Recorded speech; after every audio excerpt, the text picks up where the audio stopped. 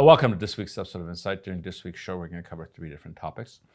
The first one is going to be the ongoing illegal blockade of Artsakh by the Aliyev regime. And the second one is going to be the continued attacks on the metallurgical site in Yerashk that's being constructed by an American firm.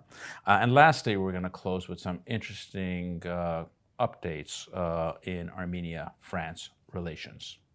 Let's start off with the first topic of the week, which is the ongoing illegal blockade of Artsakh. This week's activities started with what we call the flag provocation. It's a famous video in which you see Azeri soldiers carrying a large flag trying to cross into Armenian territory over the bridge that connects Armenia to Artsakh, being escorted by Russian peacekeepers. And then after they get shot at, they retreat, drop the flag, and they run back. If you see the collaborative system here with the Russians, it tells you a lot more about who is aligned with who, and it clearly actually is video evidence, much more so than a backdoor political one, of the Baku-Moscow alliance.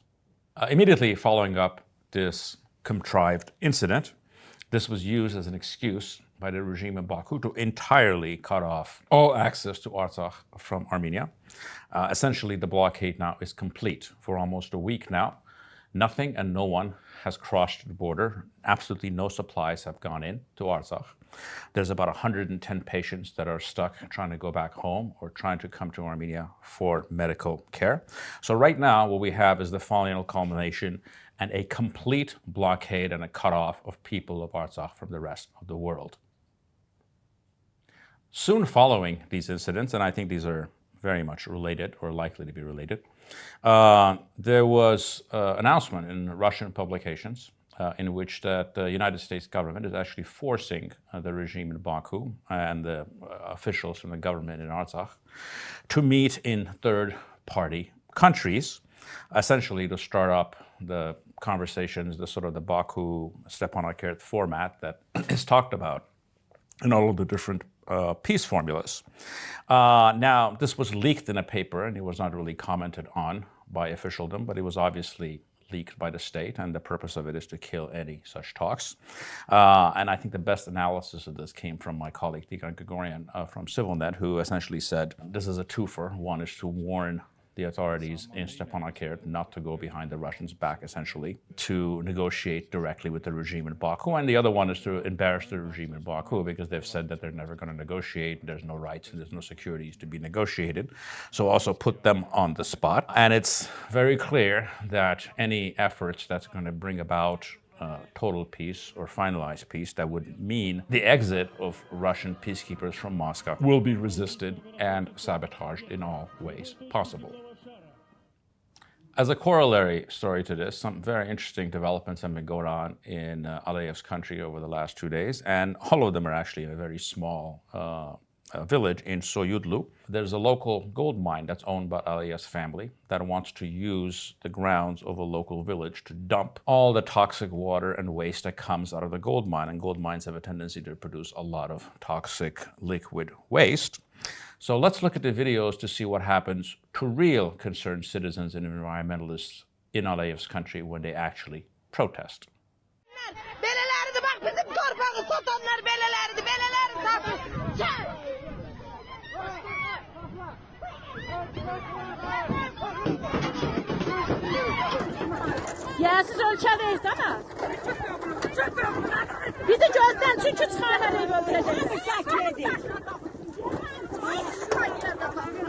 When looking at these images, there's only one logical question that comes to mind.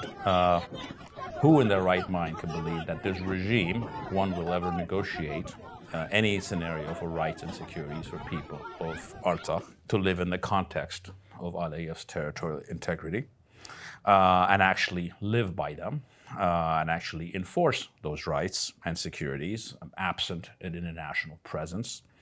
And the only answer to that is this is the kind of foolishness that can only be believed by fools, children, and Western diplomats.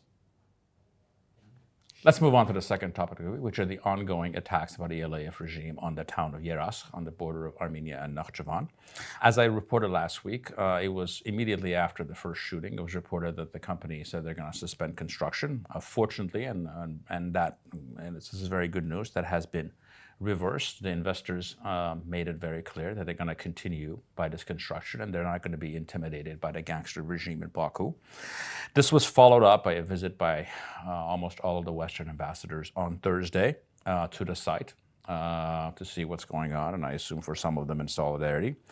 This was immediately followed up the next day, on Friday, with shots being fired at the site. Again, this is sort of a giant middle finger to the West by the Aliyev regime. 2 days ago, there was a ceremony in which they raised the Armenian and U.S. flags on that site, essentially saying if you're going to be shooting, you're going to be shooting at a U.S. investment and at the U.S. flag, which is actually a very smart thing to do.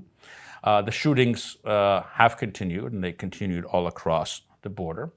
And this is obviously an attempt to derail any possibilities for peace. Let's move on to the last topic of the week, which is some interesting developments in France-Armenia relations. The first one was a very interesting announcement that was made by France, authorities in France, about the delivery of 50 VAB Mk3 armored personnel carriers to Armenia. The timing of this delivery has yet to be reported. And then they went on to talk about the possible purchase of even more French military equipment, including the Bastion and Sharpa armored vehicles that are essentially being discussed by the Armenian and French defense sector. This was all reported by the director of the Institute for Forecasting and Security in Europe, Emmanuel Dupuy. Now, what is relevant here is not simply the 50 APCs, armored personnel carriers.